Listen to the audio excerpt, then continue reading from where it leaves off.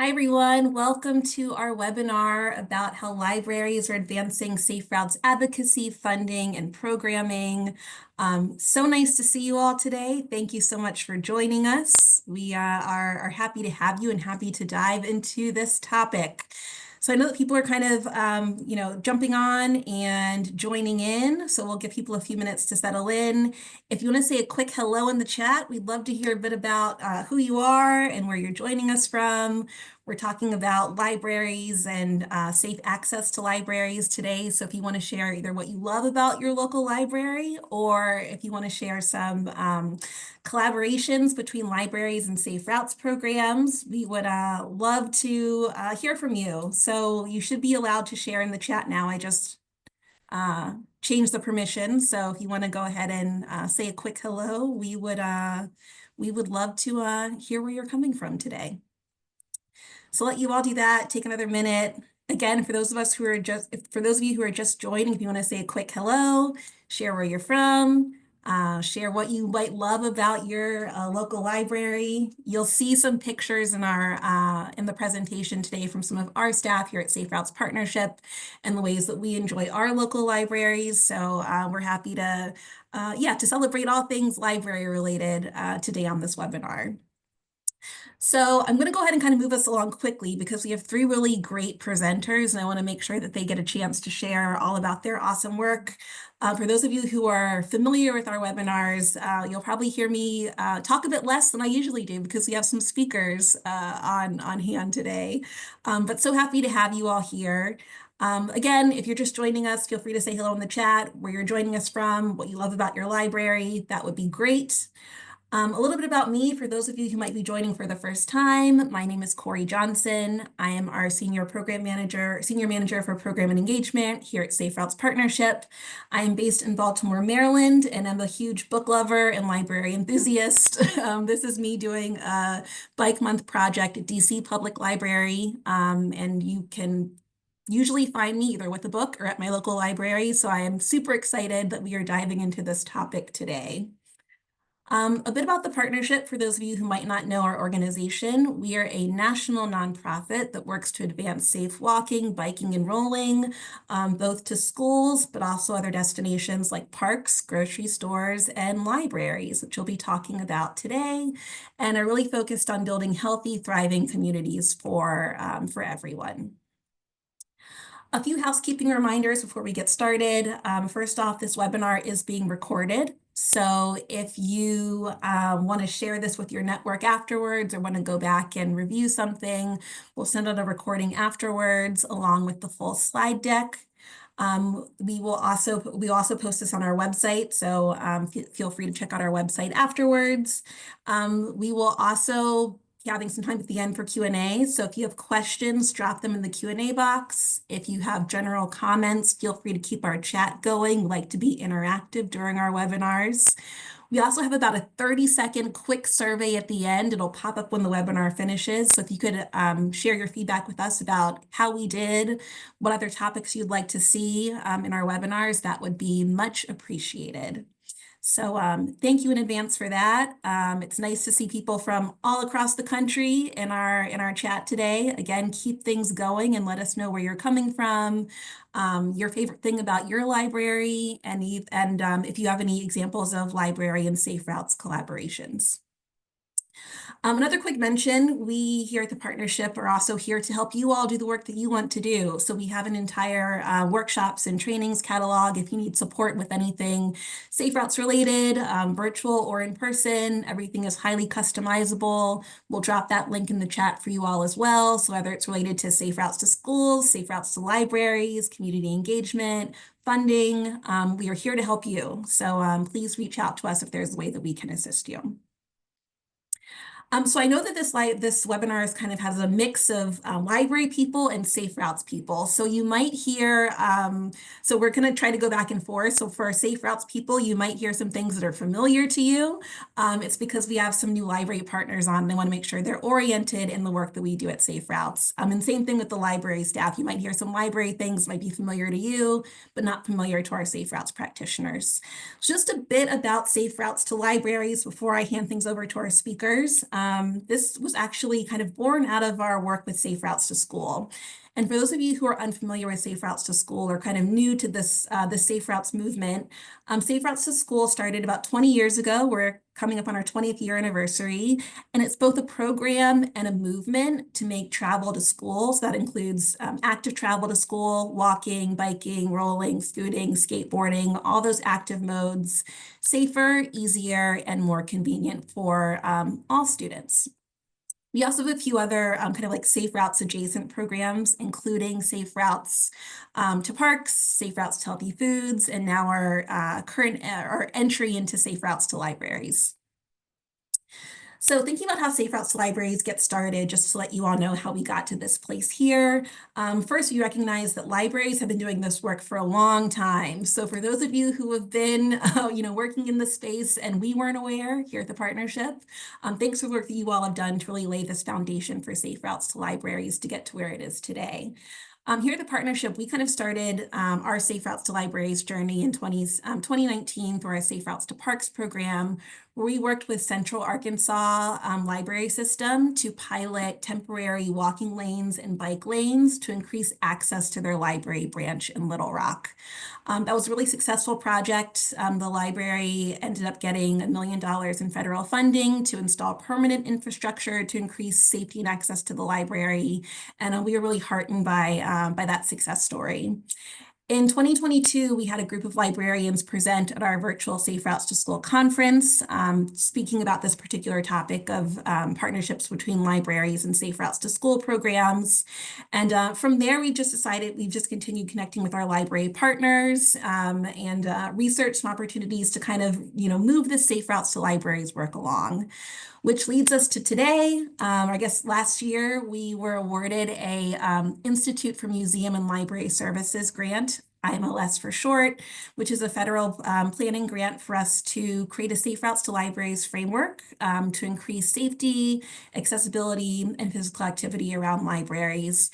We're working with our wonderful partners at the Urban Libraries Council. They're the lead agency, and we're also supported by the Association for Rural and Small Libraries, and also wonderful librarian Noah Lenstra. Noah, I don't know if you're on. I haven't seen the full participant list, but Noah is a librarian extraordinaire out of UNC Greensboro, who without his support and expertise, Safe Routes to Libraries would not be possible. So thank you so much, Noah, for your ongoing support. Just a quick note about why Safe Routes to Libraries, why this is important. I think that you all, just based on your comments in the chat, know this, but we know that libraries are essential destinations. Libraries serve a wide user base, and libraries are again already doing this work, whether it's having bike repair workshops or bike racks or story walk projects, infrastructure projects, walking school bus programs. Libraries are doing a lot. And we know that libraries are beloved community destinations and essential community destinations.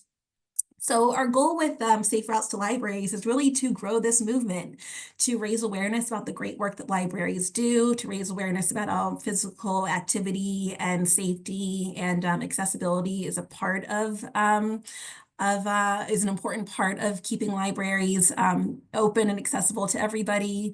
We want to develop more resources around Safe Routes to Libraries, increase funding for Safe Routes to Libraries. So you'll hear a great example of out of Arkansas that talks specifically about infrastructure funding to improve access to a local library. Also connecting with new partners, getting to, kind of integrate the library world and the Safe Routes world, which has been really exciting for me and the work that I do. Collect some data around Safe Routes to Libraries, again, to kind of make the case for why it's important and why we should support this, and also to build that excitement and enthusiasm. We also have a new Safe Routes to Libraries webpage on our website. We'll drop that in the chat that has, again, more resources about Safe Routes to Libraries, what we're working on, and kind of setting us up for that more formal framework that'll be coming later on this year through our work with Urban Libraries Council and our IMLS grant. And thank you to IMLS for that support. So I'm going to stop here and hand things over to our wonderful speakers today. So first up, we will have Michael Kelly, who's the Policy Director of Bike Walk KC in Kansas City, Missouri, and Jamie Black, who is the Health and Wellbeing Specialist for Kansas City Public Library. They're going to talk a bit about their partnership to advance transportation advocacy in Kansas City. So we'll have a little advocacy story. And then after they present, we'll have Kim Croshiner, who is the director of the Donald W. Reynolds Library System serving Baxter County, Arkansas. And she's a really great example of how libraries are getting involved in transportation projects and securing federal transportation funding. So a bit of advocacy, a bit of funding, then I'll come back and talk a little bit more, and then we'll have some time at the end for Q&A. So with that, I will go ahead and pass it over to Jamie and Michael to talk a bit about what's happening in Kansas City. Thank you both for being here.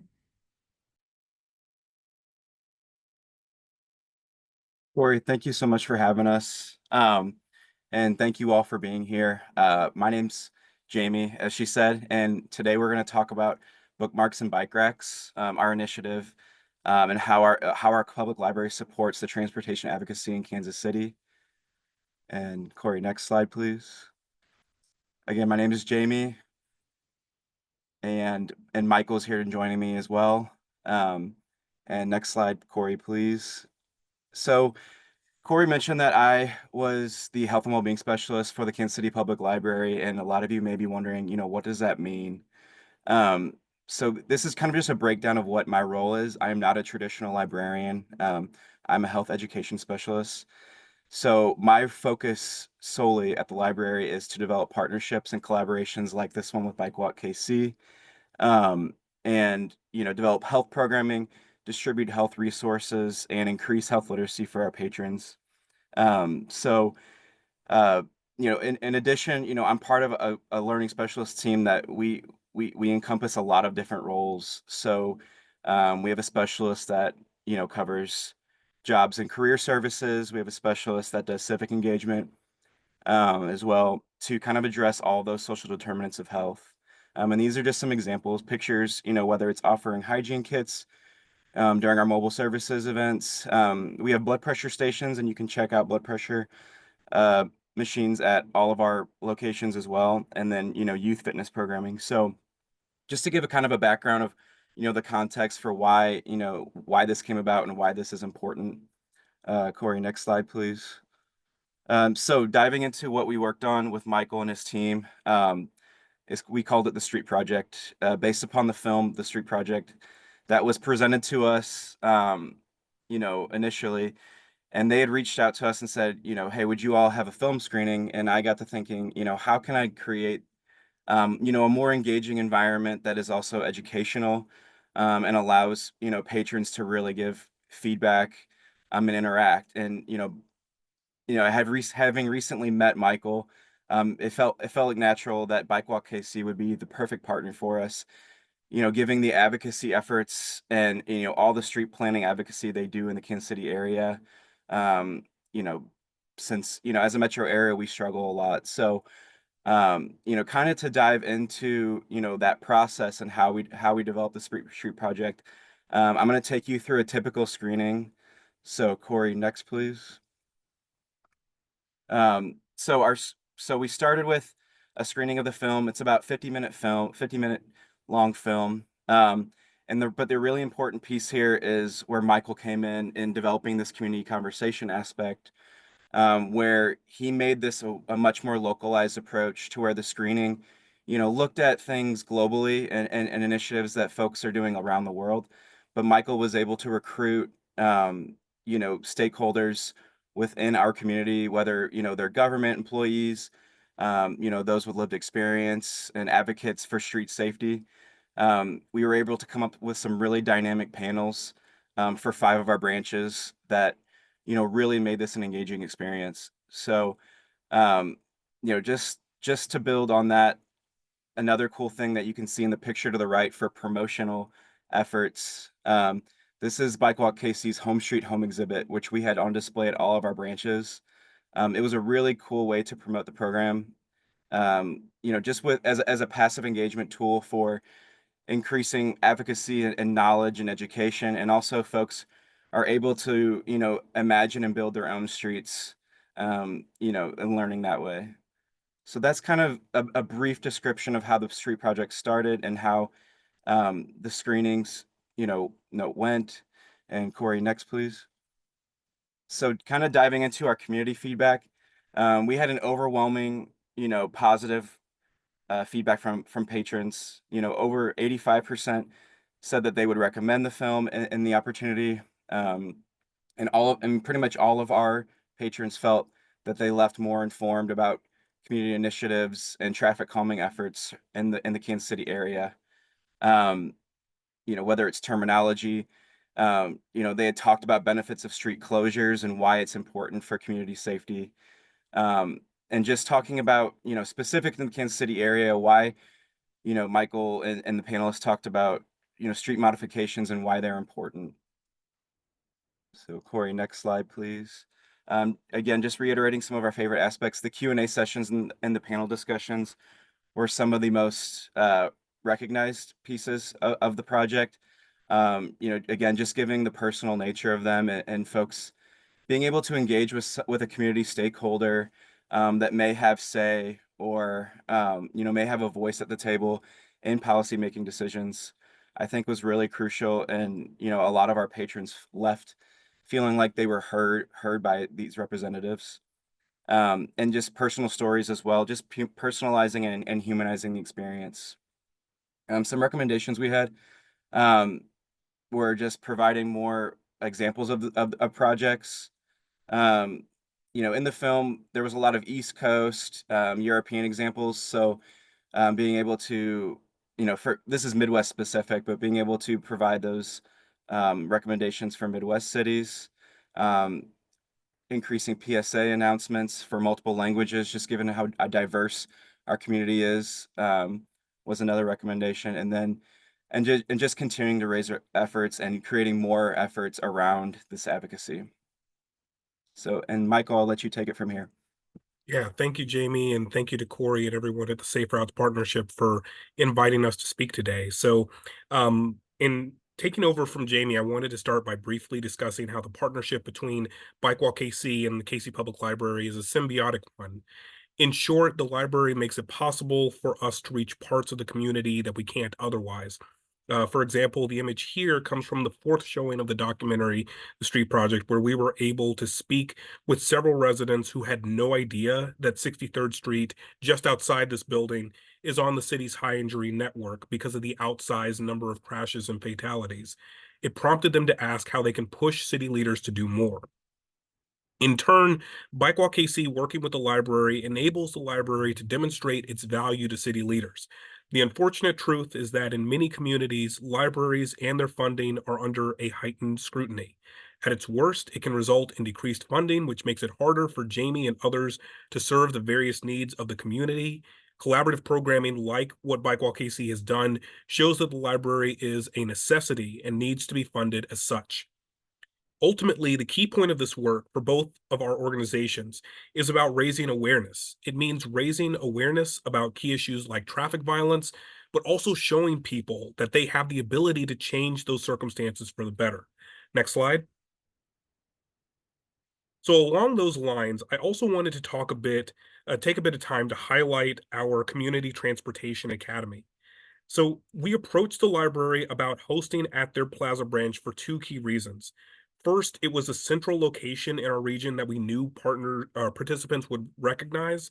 And second, it was accessible via transit, which was important for at least one of our participants who relies on a motorized wheelchair to move around. It taught participants about the region's transportation. So for folks who may not be aware, the Kansas City region includes 2 states, 9 counties, and over 100 municipalities. The CTA boiled the transportation elements of this down to a 10-week course to help participants understand the status quo of the system and how they can begin to use their voice to create change within it. In this environment, our participants thrived.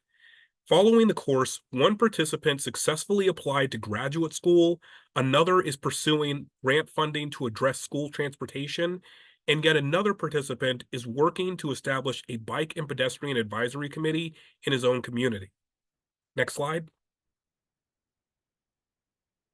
So after this course, really quickly, I wanted to highlight some of the outcomes.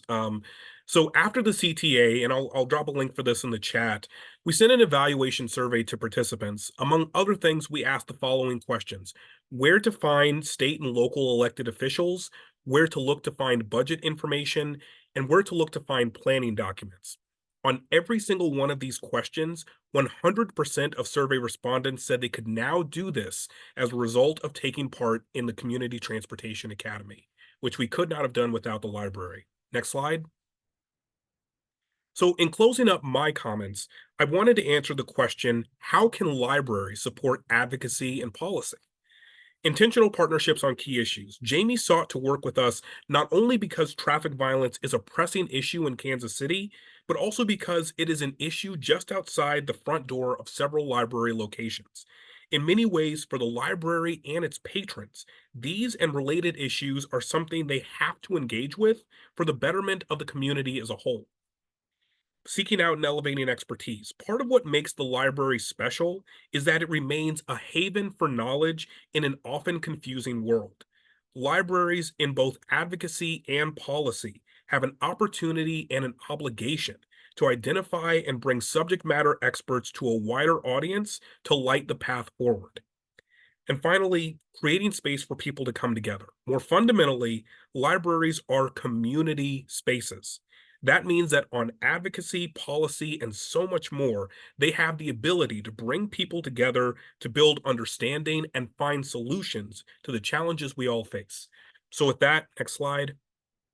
Jamie and I just want to thank you all again for taking some time to listen to our work out of Kansas City, and we look forward to answering questions for you all. Thank you.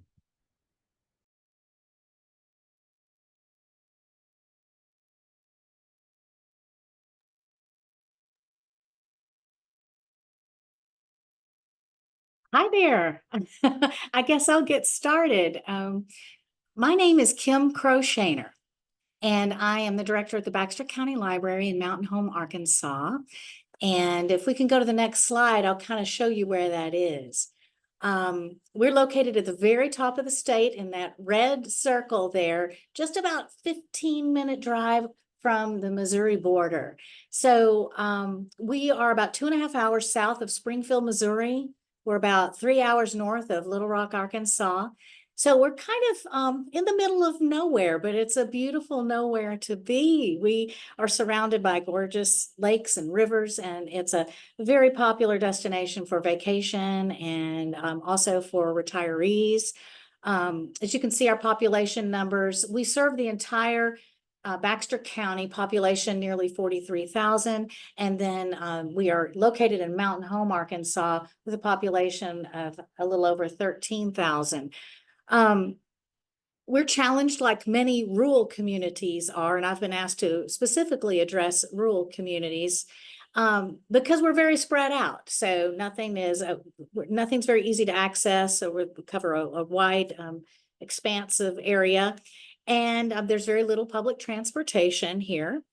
And that, though, I think, though, we are very special, especially here in Mountain Home. We have amazing, smart, extremely giving people. They support their library. They're committed to health and education. And our public library is a perfect reflection of our amazing community. And if you go to the next slide, you can see a picture of our library. It's the Donald W. Reynolds Library serving Baxter County. And it's a 35,000 square foot building that we opened to the public about 15 years ago. And at that time, we were on about 8 acres of property. Since then, we acquired a couple more. So we're now up to about sitting on about 10 acres of property, which is critical because, we're about to embark on a trail project. And of course, we would need space to do that. If we look at the next slide, you can kind of see where we're situated a little bit. This is from Google Maps, and this is the intersection of Highway 62, the Shed Hopper bypass to Highway 62, and College Street. And to the right is the library, and then to the left of on College Street is the Arkansas State University Mountain Home campus. So we're in a really great spot. On the next slide, just want to address our neighbor, Arkansas State University Mountain Home, beautiful campus. And then on the catty corner to us on the intersection is the McCabe City Park, Mountain Home City Park. If we can take a look at a map, the next slide, you can see even better what I'm talking about. The library is the red dot. And then if you go up above the library, you'll see ASU MH, which is the college.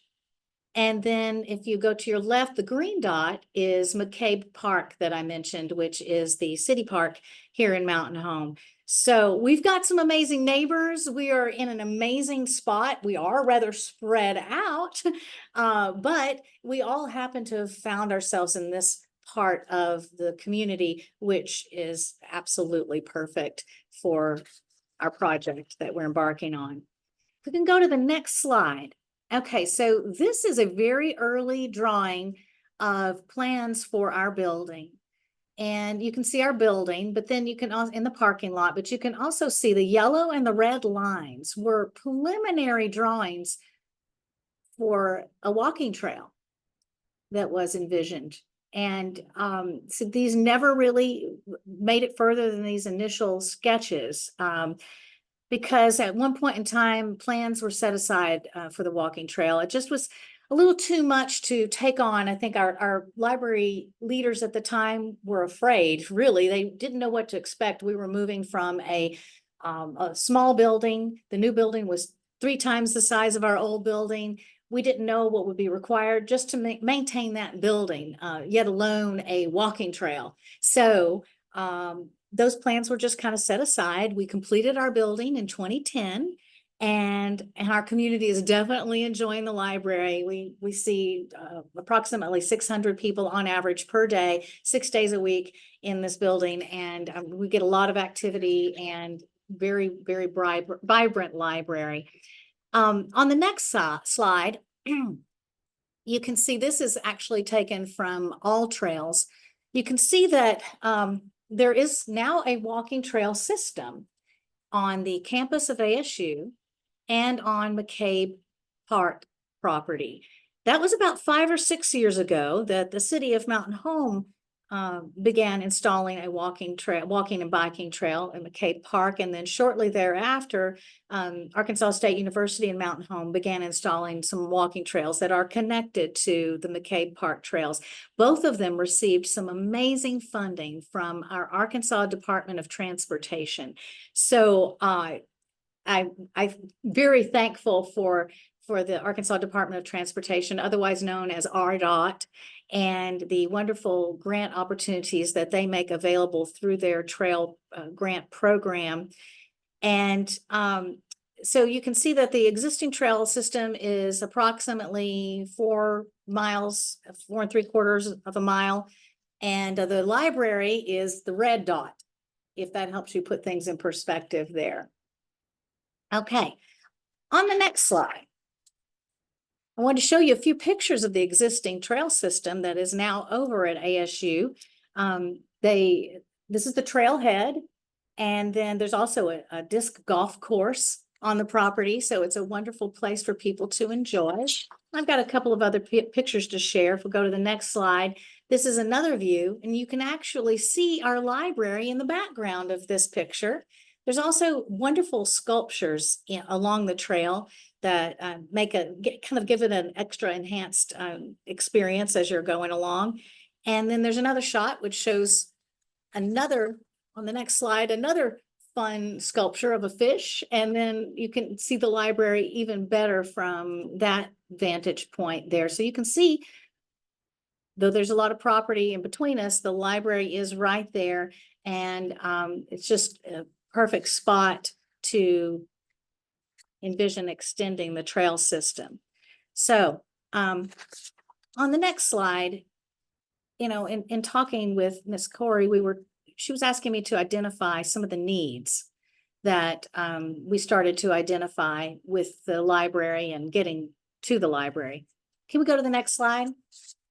Okay, so number one was we realized that we didn't really have safe access to the library for students that were coming from Pinkston Middle School, which is right down College Street from us. And there had been an expansion of College Street and a sidewalk installed. So that was really great. And the sidewalk will take walkers from the school right up to library property, but not up to the library building. So there was a bit of a disconnect. And what we saw a lot of students doing, which is not safe, is they're walking up our driveway to the library, so along with cars. And so that's not safe. And so we identified that as a real need. Also, we were noticing that students from the college across the street were cutting across part of the campus that doesn't have a trail on it, coming up to College Street and then crossing College Street without a crosswalk to get over to the library.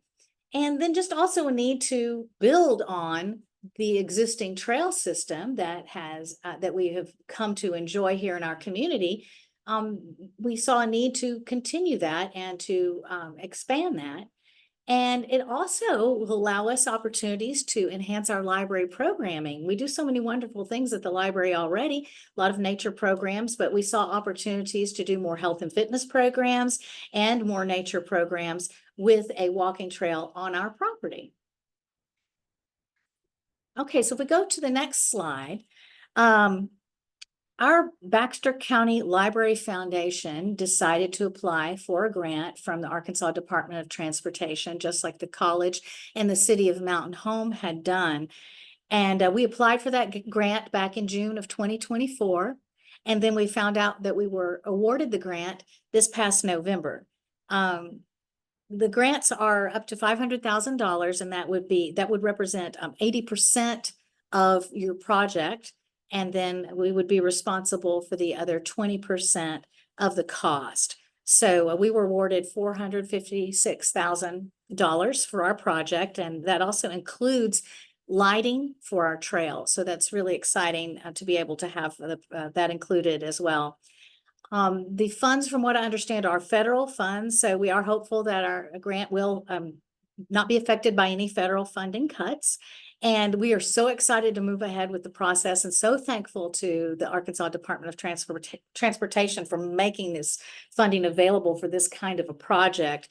We'll be moving ahead to make sure we have our 20% of the funds in place with our library foundation. And then also we'll be starting the project I'm going to be attending a introductory session later this month at RDOT to learn more about the first steps on the process of working with the grant. So we're really excited about that. I think I saw there are a few Arkansas folks that have joined us today, but there's folks from all across the country. I don't know if your state transportation departments have these sorts of grants, but there are many, many other grants available if they do not. But I would definitely check your state transportation departments first. Also check health insurance companies such as Blue Cross Blue Shield. They offer a lot of health and fitness grants that may include funding for trails and playgrounds and such. Also, if you just Google walking trail grants, all sorts of possibilities pop up. So I know that even outside the state of Arkansas, there would be many opportunities that you might find to be able to apply for grant funding to get a walking trail / biking trail installed in your area and provide that safe access to your public libraries. I just wanted to pause here and say that if you haven't figured out already, we have a pretty amazing community in Mountain Home and in Baxter County, Arkansas. And it takes that kind of amazing community to make a project like this happen. All the time the city park and the college trail projects were going on. I think it's important for me to mention that I was busy planting the seeds for an extension of those trails over here to the library. We just didn't think about this past June. For several years now, as those trails have been going in, I've been letting our folks over at the college, the chancellor of the college know, letting our Baxter County judge, our Mountain Home mayor know that the library would like to be a part of this project, and we'd like to extend the walking trail our direction, and all the reasons why that would be a good idea. And I think that's important to just plant those seeds early and often, and make sure that the leaders in your community know what your goals and dreams are for providing better access to libraries, so that it'll be easier when it's time to go for something like this, to have all that support behind you. I was able to work with our city engineer to help with the project. She helped us lay things out to apply for the grant, things like that, because those partnerships had already been, established. And we had the support of Mountain Home Public Schools, the college, Baxter County, the city of Mountain Home, our library board, our library foundation, all of those different organizations supporting the project because of all those seeds that were planted. So that is key.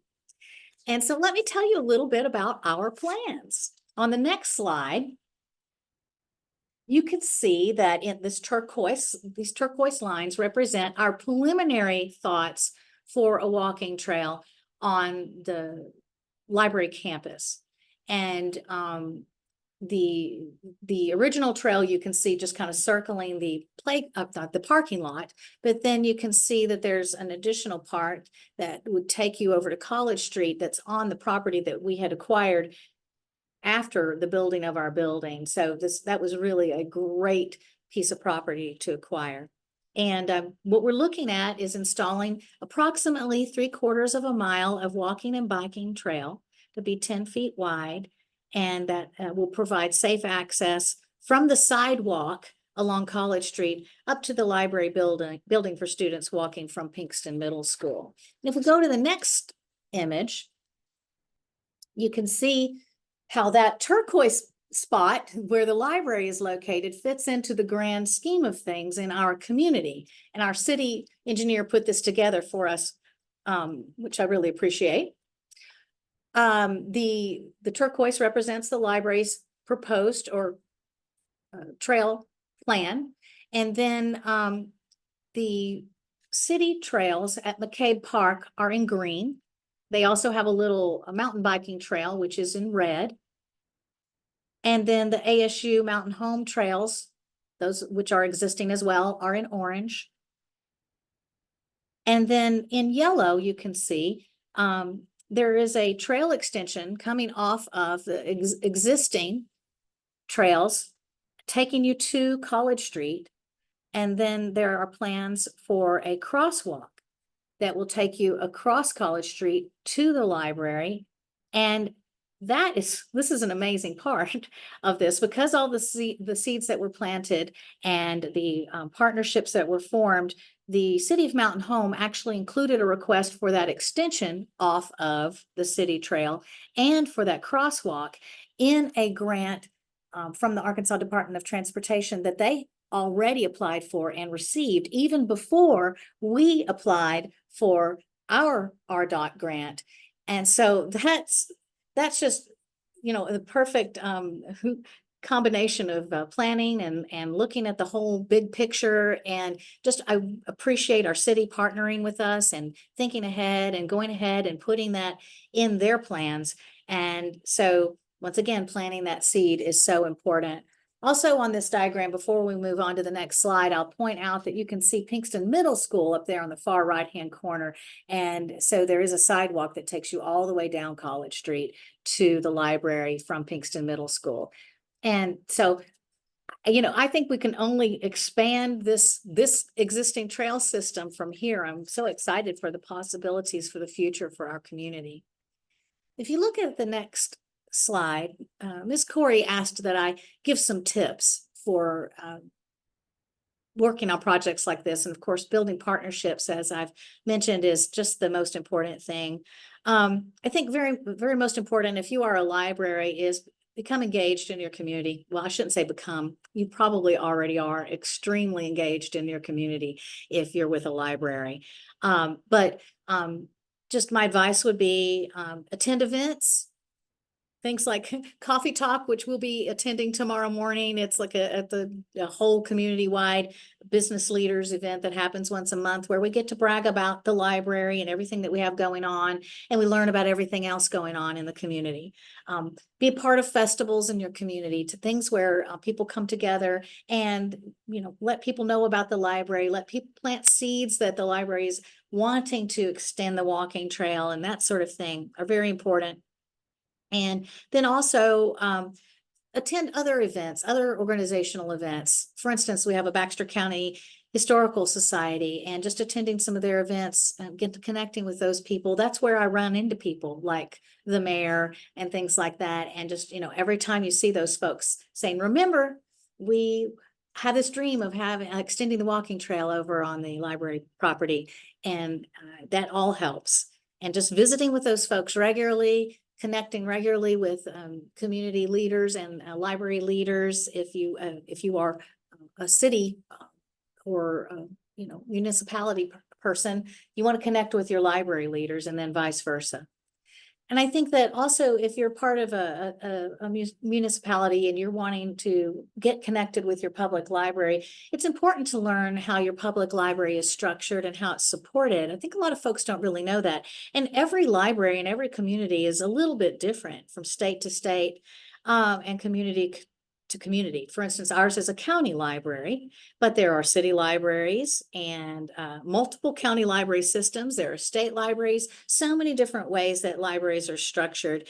And so knowing that helps you know the people that, you know, that you need to connect with. And also knowing how your library is funded can be beneficial if you're wanting to work with your public library. In our case, we're funded 57 approximately % by county property taxes, but also a significant amount of our revenue comes from our library foundation. So you want to remember that, and they are a huge funding resource for us. We get about 30% of our revenue from our foundation, and then of course from other sources, but that's important when you're wanting to partner, wanting to plan projects like this.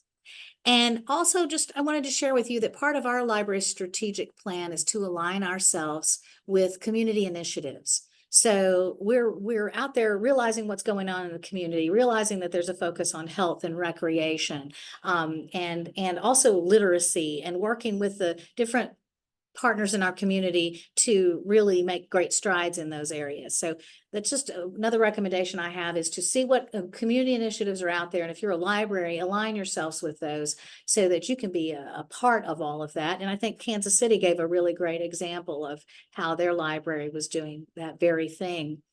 And then create a culture of partnering on community projects. I think that's extremely important as well. If you have that established, then when you're ready to do your walking trail project or whatever it is, you have that history there. And so on the next slide, you can see an example of how we were doing that and in advance of our walking trail project. And I think several of you said in the comments that you've partnered with your public library to put in a story walk on your walking trails. And so we did that very thing on ASU's walking trail. We have a little story walk out there. And for those of you who do not know what it is, it's just every so many feet, you have a few pages of a storybook. And it's a great opportunity for young families to go along, read aloud to their children or older children to read the story as they go. And it encourages literacy, and it also encourages health and fitness. So it's a great combination of the two. And we were able to do that with ASU a few years ago on their walking trail.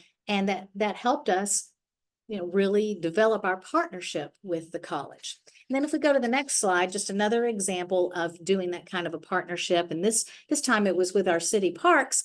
Was we have a little organization called the Early Literacy Project of Baxter County. And one of the things we do is we plant little free library boxes all around the county with just specifically children's books that are available for children to take for free. And we worked with the city of Mountain Home to put in 2 little free libraries for our early literacy project at 2 city parks already. And then also from neighboring communities as well. We have a total of 10 little free libraries for our early literacy project, and in neighboring communities like Gassville, Cotter, and Norfolk too. Once again, establishing those relationships with the leaders in those communities and those school districts projects. And then when you're ready to embark on a project such as a walking trail, those partnerships are formed. So that's my presentation. I hope it serves to inspire some of you guys, and I look forward to taking your questions. Thanks so much, Kim. Such an inspiring story. Again, libraries are getting involved in these transportation projects, and that's a great example of the power of those types of partnerships and the way that it really does connect to safe routes to school. So before you wrap up and start our Q&A, I just have a few other quick tips for you all as you all are thinking about partnering with libraries, or for our library folks on the call, partnering with Safe Routes staff. So if you're a Safe Routes practitioner and you're looking to maybe do an advocacy partnership like Michael and Jamie's, or looking to dive into a infrastructure project like Kim, or just looking to build those relationships with your public library, here are a few tips to get you all started. First is, thinking about hosting a Safe Routes information session at a library. This is an example of a poster about a library that's actually hosting a walking school bus information session at their local library. The community engagement staff member at the library is helping to coordinate this to educate the community a bit more about what walking school bus programs are. So your libraries can support with those types of information sessions and getting those set up. So whether it's walking school bus program, bike ped safety, walk model school day, infrastructure projects, think about hosting an event maybe off of school campus and checking out seeing if there's any space at the local library.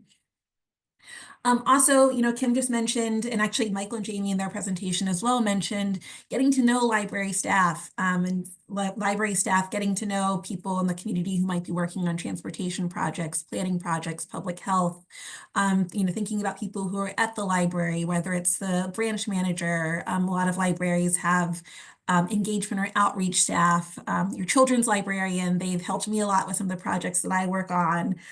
People like Jamie who might have that public health focus, even the facilities management staff. Just get to know who's there and introduce yourself if you haven't already, and just engage your library staff early and often, whether that's a transportation planning project like Kim mentioned, kind of planting those seeds really early.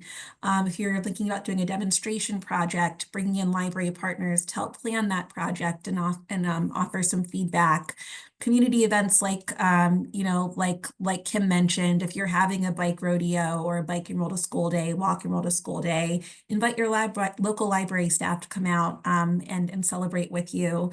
And of course, with these grant and funding opportunities, thinking about roping the library into that too, whether that's to, partner on a proposal. The Arkansas example was the grant was awarded to the Library Foundation. Just thinking about ways to, kind of combine resources and forces to get some more funding for Safe Routes projects. And then for our library folks on the call who are thinking about partnering with Safe Routes programs and how to get started, I have some links here that I can I'll send out the slide deck afterwards, so you'll be able to click on all of these. But these are a few examples of just introductory videos and a bit of text about the Safe Routes movements. We have an introduction to Safe Routes to schools, introduction to Safe Routes to parks, Safe Routes to healthy foods, and then of course our new webpage about Safe Routes to libraries. So if you're interested in exploring the Safe Routes movement a bit more and want to learn the history of this movement and what you're hopefully will be a part of, take a look at these resources on our website. I would also suggest researching Safe Routes programs and plans in your community. So there are communities that have Safe Routes to School action plans. Maybe there's a trail plan, trail network plan, like Kim was talking about, a bicycle or pedestrian plan, a Vision Zero action plan. Vision Zero is an international movement to eliminate all traffic fatalities and serious injuries. So if there's a Vision Zero plan in your community, that would be a good thing to research. Also Complete Streets plans, which is another, kind of transportation safety initiative that might have, that might be something that's happening in your community. Go ahead and kind of do some digging and seeing what transportation projects are happening, what physical activity and public health initiatives might be happening in your community. You can kind of link into. Also, a lot of communities, some of your communities might have safe routes to school coordinators who are actually leading, programs that are really based on getting students to walk, bike, and roll to school. So definitely look into that. If you are kind of digging in and starting some research and can't find what you're looking for or just need some assistance, we're always happy to help and answer questions as well. And then kind of along the safe routes research and investigation, also just connecting with your local agency staff to see, kind of what's in the what works when it comes to safe routes. And, as Kim said, kind of offer up if you have a project that involves access to a library, say, oh, the library needs this. We need a sidewalk. We need a trail. We need a bike lane, whatever the case may be. There might be opportunities to, kind of get some library projects in the docket if there are either projects that are in the works or grant proposals that are in the works. So a few places to reach out: Transportation Department, Public Works, Planning Department, Public Health, your local school district, your transportation advocacy organizations, like in the case of Bike Walk KC. They're a local transportation organization that does a lot with both advocacy and safe routes to school. So just see kind of what's happening in your area. And safe routes folks tend to be pretty friendly and helpful. So I'm sure they'd be happy to to help you all out as you're trying to get your safe routes projects up and running. So we do have some time for Q&A. I saw a lot that was happening in the chat here, and I see a few questions. So if Michael, Jamie, and Kim want to come back on camera and do a little bit of Q&A here, we can dive right in. So Kim, this is a question for you. Laura is asking, did a political representative help in any way for your application? I know you had mentioned the mayor, but was there anybody else who was? No. I mean, perhaps, I don't know. I didn't work with any political representatives from our area other than our elected mayor and our elected county judge and garnering their support for the project. And it wasn't necessary when applying for the grant. So I did not, but we do, as a rule, keep in touch with all of our representatives and invite them to come and host, read at story time and maintain good relationships with them.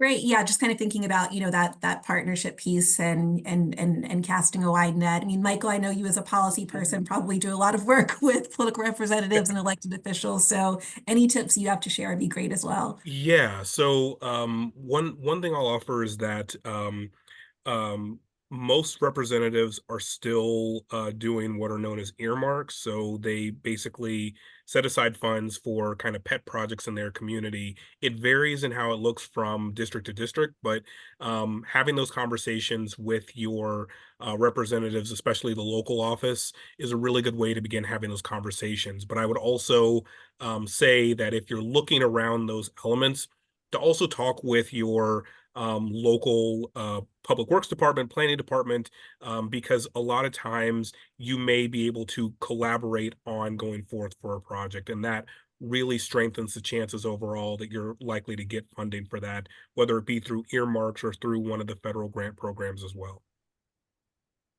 Thanks, Michael. Can I ask you another question it's actually not in the Q&A box, that was in the chat. It's about partnerships with examples of partnerships with public transit to align library schedules and transit schedules. I was curious if if you have any examples of partnering with, thinking about libraries and transit in Kansas City.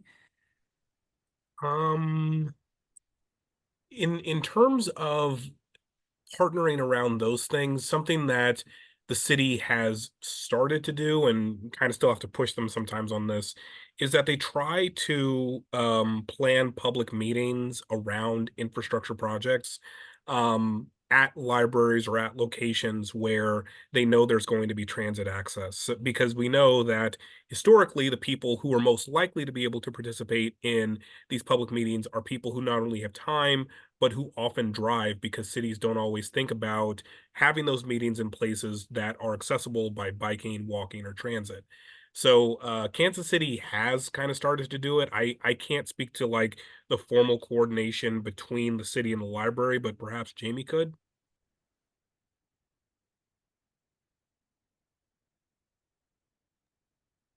Is he, if he's Yes, still sorry. there? Sorry, I was just coming off mute. I can't particularly speak to that just in my role, but there are people at my library who could, so I can find out.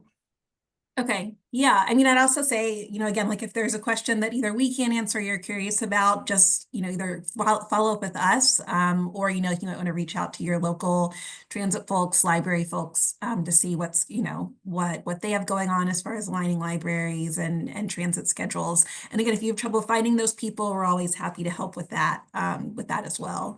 I also want to make sure that people are able to see some of the questions that are already answered in the chat, since I know people don't always get to do that. So Michael, there was a question about after the Transportation Academy, did any of the traffic patterns change and what was the outcome of that? Yeah, so I'll say that we didn't track any changes with traffic patterns, and that's not really the point of the CTA. So our theory with doing the CTA, and the reason why we did it, was because in order for us to get to a point where we can motivate people to actively want to change traffic patterns, people have to understand what traffic patterns are, and that requires having an understanding of our transportation system. And so it's not that we don't want people to ultimately work with us to advocate, but we also feel that you have to have a grasp of the fundamentals before you can go out and do more of those things. It's kind of like you can't expect someone to be an expert at baseball if you don't take the time to explain what a pitcher and a catcher is. So yeah, that was kind of our approach with that. Okay, great, thank you. Appreciate that.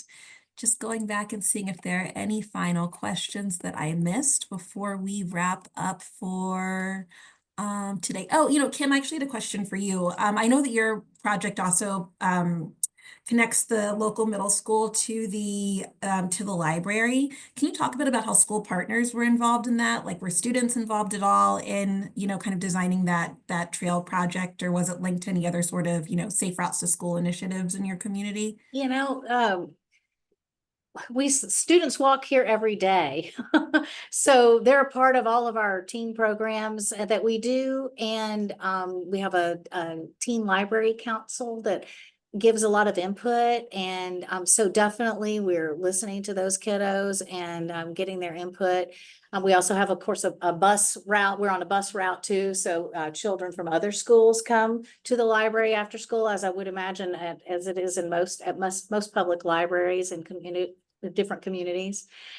So we got just some, kind of miscellaneous information and input that way, but we haven't done a formal project with the students yet, but we actually haven't officially designed our trail yet. We have this, this is a general idea for the purposes of applying for our grant, but I look forward to making the students have a part in this, allowing the opportunity for them to. But we did talk with our school district and get their support for the whole project.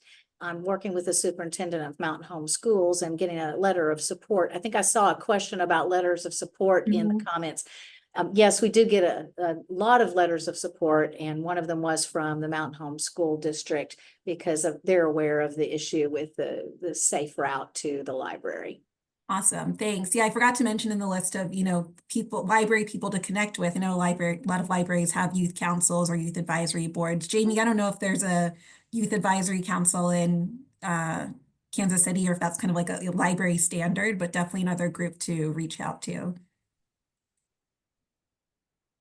All right, well, that is about time for us here at our Safe Routes to Libraries webinar. So first, I just want to give a huge thank you to our amazing speakers, Jamie, Michael, and Kim. You all are an inspiration and are a true example of the power between of partnerships between libraries and Safe Routes programs. So thank you so much for all the work that you do and for all that you'll continue to do. Really appreciate it. For those of you all who have additional questions, feel free to reach out to me. Again, library lover. This is me at my local library here in Baltimore, kind of expressing my library love. It is on my weekly routine. So Safe Routes to Libraries is something that definitely impacts me personally. Feel free to reach out anytime. Happy to chat about Safe Routes to Libraries anytime.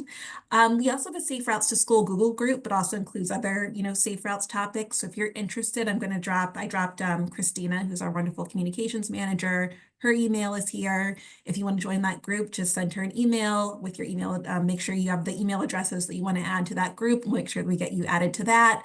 And then, of course, please take about 30 seconds to complete our post-webinar survey to let us know how we did today. Let us know what other topics you want to hear about. We really design these sessions to make them informative and engaging for you all. So thank you so much for joining today. Again, thank you, Jamie, Kim, and Michael, for your ideas and inspiration. Keep an eye out for the webinar recording and the presentation slides. So those will be coming out in the next few days. Please share them with your networks.